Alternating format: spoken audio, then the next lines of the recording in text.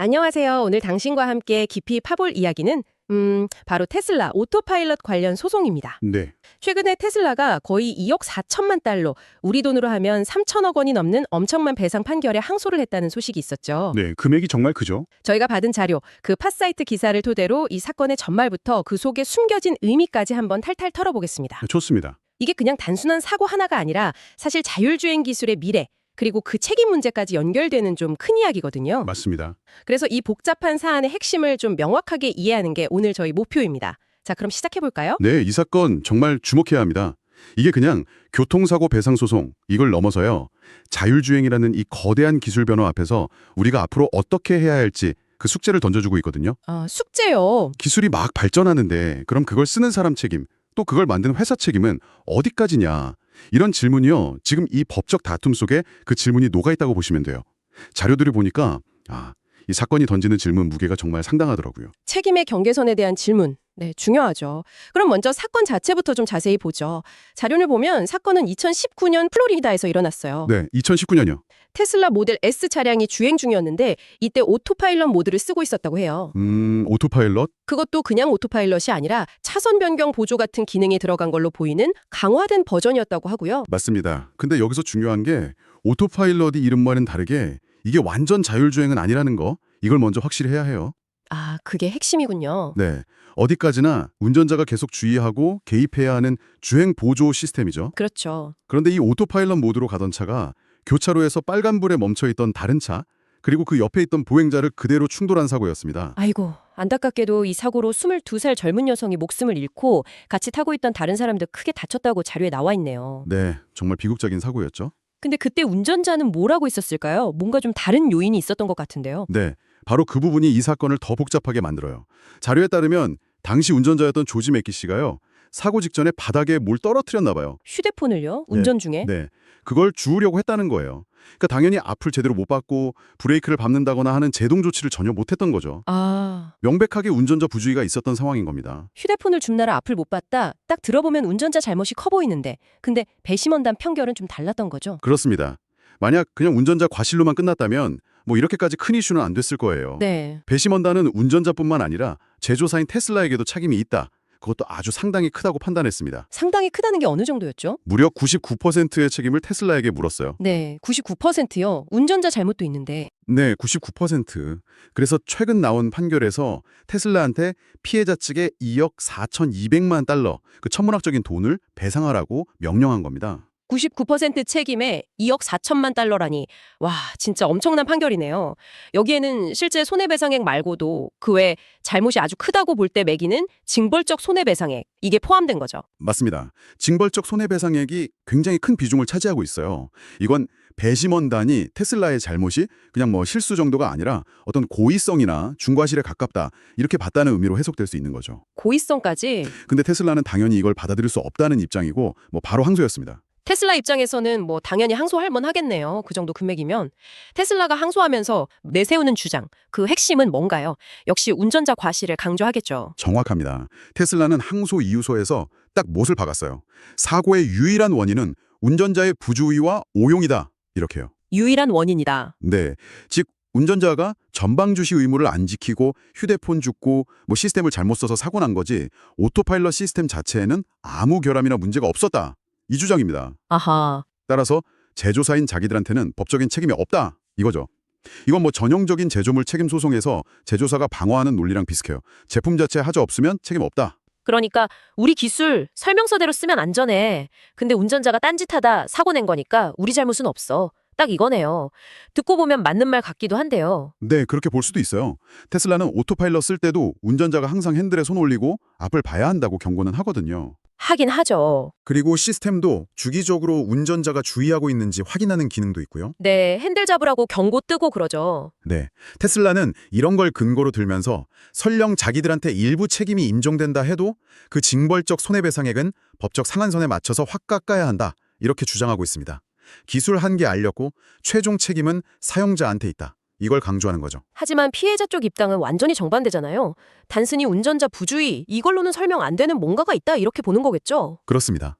피해자 측, 그러니까 돌아가신 여성의 유족 측 변호인단은 테슬라가 오토파일럿의 성능이나 안전성을 실제보다 훨씬 좋은 것처럼 과장 광고하고 오도했다고 주장해요. 과장 광고와 오도. 네.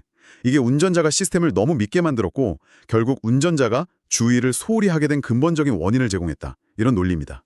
그래서 원래 배심원단 판결, 즉 테슬라의 큰 책임을 인정한 그 판결이 유지되어야 한다고 아주 강력하게 맞서고 있습니다. 과장 광고 그리고 오도라.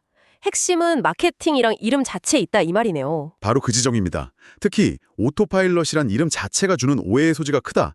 이 비판은 이 사건 전부터 계속 나왔던 얘기예요. 맞아요. 저도 들어봤어요. 마치 비행기 자동 조종 장치처럼 그냥 운전자가 운전에서 완전히 손을 떼도 안전할 것 같은 그런 인상을 준다는 거죠. 그렇죠. 파일럿이 알아서 다 해줄 것 같은 느낌. 네, 피해자 측은 테슬라가 이런 이름하고 공격적인 마케팅을 통해서 시스템의 한계보다는 능력을 너무 부각시켰다. 그래서 이게 사용자들의 안전 불감증으로 이어졌다. 이렇게 주장하는 겁니다. 설명서에 깨알같이 써놓은 경고 문구만으로는 이런 강력한 인상을 없애기엔 부족했다는 거죠. 듣고 보니 정말 그럴 수 있겠네요. 오토파일럿 이름만 들으면 저라도 이제 좀 쉬어도 되나? 이런 생각 들 것 같아요. 이게 법적으로도 문제가 될 수 있다는 거죠. 네, 바로 그 부분이 이 소송의 가장 흥미로운 쟁점 중 하나고요. 앞으로 기술 발전에 큰 영향을 줄 수 있는 지점입니다. 기술 자체의 성능 결함, 이게 아니라 기술을 설명하고 이름 짓는 방식, 그러니까 커뮤니케이션 방식이 법적 책임을 만들 수 있냐? 이 문제죠. 커뮤니케이션 방식이요? 네, 테슬라는 기술적 경고 충분히 했다 이러지만 피해자 측은 그 경고가 소비자가 실제로 받아들이는 방식, 그러니까 오토파일럿이란 이름과 마케팅이 주는 그 느낌에 비해서 효과적이지 않았다 이렇게 반박하는 거고요. 이 논쟁은 단순히 법정을 넘어서 우리가 기술이랑 어떻게 상호작용하고 신뢰를 만드는지에 대한 아주 근본적인 질문을 던지고 있어요. 그러니까 단순히 기계가 고장 났냐 안 났냐 이걸 따지는 걸 넘어서 그 기계를 둘러싼 이야기, 마케팅이나 네이밍까지 법적 판단 대상이 될 수 있다. 와, 그 파급력이 생각보다 훨씬 클 것 같은데요. 맞습니다. 그래서 이 항소심 결과가 더 중요해지는 거예요. 이 판결은 앞으로 나올 수 있는 수많은 비슷한 소송들, 특히 주행보조 시스템이나 자율주행 기소 관련 사고에서 제조사가 어느 정도 책임을 져야 하는지에 대한 중요한 선례, 그러니까 기준점을 제시할 가능성이 매우 높습니다. 선례. 이건 단순히 테슬라라는 한 회사의 문제를 넘어서는 거죠. 선례가 된다는 건 그러니까 앞으로 비슷한 사고 터졌을 때 이번 재판 결과가 다른 재판에도 영향을 준다. 이런 의미군요. 만약에 테슬라 주장이 받아들여지면 어떻게 될까요? 만약 항소심에서 테슬라 주장이 인용돼서 배상 책임이 없어지거나 확 줄어든다면 앞으로 비슷한 사고 났을 때 운전자 책임론, 이게 더 힘을 받을 겁니다. 운전자 책임. 제조사들은 우리는 기술 한계 분명히 알렸고 사용 설명서에 다 있다. 최종 책임은 운전자한테 있다.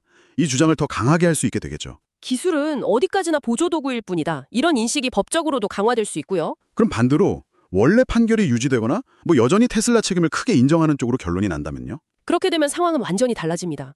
자동차 회사들은 물론이고 다른 첨단 기술 기업들도 자기들 기술의 능력뿐만 아니라 한계와 위험성에 대해서 지금보다 훨씬 더 명확하게 적극적으로 그리고 사용자가 오해하지 않도록 알려야 할 법적 의무가 강해질 겁니다. 의무가 강해진다. 네. 오토파일럿처럼 오해 살 수 있는 마케팅 용어나 제품 이름 쓰는 거 이거 정말 극도로 신중해져야 할 거고요. 소위 말하는 기만적인 마케팅이나 불충분한 경고에 대한 기업의 책임 범위가 훨씬 넓어지는 거죠. 단순히 사용 설명서에 몇 줄 더 쓰는 수준이 아니라 거의 제품 개발 철학이나 광고 전략 자체를 바꿔야 할 수도 있겠네요. 그럴 가능성이 높습니다. 이건 결국 자율주행 기술의 발전 속도나 상용화 전략에도 영향을 미칠 수밖에 없어요. 안전기준하고 책임 소재에 대한 법적, 사회적 합의가 어떻게 만들어지느냐에 따라서 기업들은 기술 개발 우선순위를 바꾸거나 어떤 기능 출시를 늦추거나 아니면 사용자 교육이나 경고 시스템을 훨씬 더 강화하는 쪽으로 갈 수 있습니다. 어쩌면 오토파일럿 같은 이름은 앞으로 보기 힘들어질지도 모르는 거죠. 이야, 정말 이 소송 하나나 미래 자동차 산업 전체 아니 더 나아가서는 인공지능 기술 전반의 책임 문제까지 영향을 미칠 수 있는 무슨 거대한 나비 효과를 일으킬 수도 있겠군요. 네, 그렇기 때문에 전 세계 법조계, 기술업계, 심지어 보험업계까지 이 사건의 추이를 정말 예의주시하고 있는 겁니다. 이건 단순히 돈 문제가 아니라 다가오는 미래 모빌리티 시대, 더 나아가 인공지능 시대의 규칙을 만들어가는 과정에 중요한 이정표가 될 수 있기 때문이죠. 규칙을 만드는 과정. 네, 인간과 기계가 어떻게 협력하고 또 책임을 나눌 것인가, 여기에 대한 사회적 합의를 법정에서 만들어가는 과정이다. 이렇게 볼 수도 있습니다. 자, 그럼 지금까지 나온 얘기들 잠시 정리해 볼 필요가 있겠습니다.